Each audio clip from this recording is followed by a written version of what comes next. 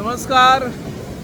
आज आम्ही तेमवाडा, शापोरा न्हय आणि अरबी समुद्र दोनूय एका ठिकाणी मेळतात त्या वाठारात आसात आणि त्या वाठारान जर पळयले आम्ही जाल्यार हांगार व्हडा प्रमाणात केर कचरो लाकडां येवन साठवल्ली आसा। वेगवेगळ्या पद्धतींचो कचरो हांगार जमा जाल्लो आसा।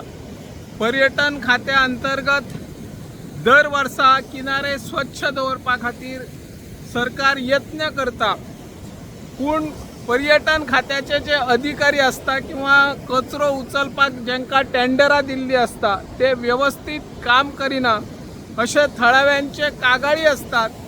आणि फाटल्याच आमच्या मोर्जे ग्रामसभेन ह्या कचऱ्याचेर एक गंभीर चर्चाय जाल्ली।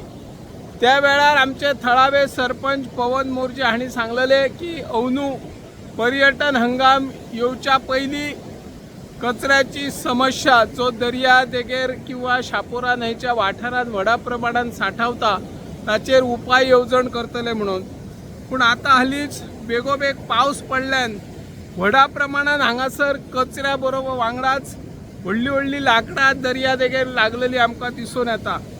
सरकारान हाचेर उपाय येवजण करची, किनारे स्वच्छ दवरपा खातीर थळाव्या नागरिकांनी आणि आमचे जे थळावी पंचायत आसतली तांणी पुढाकार घेवपाक जाय।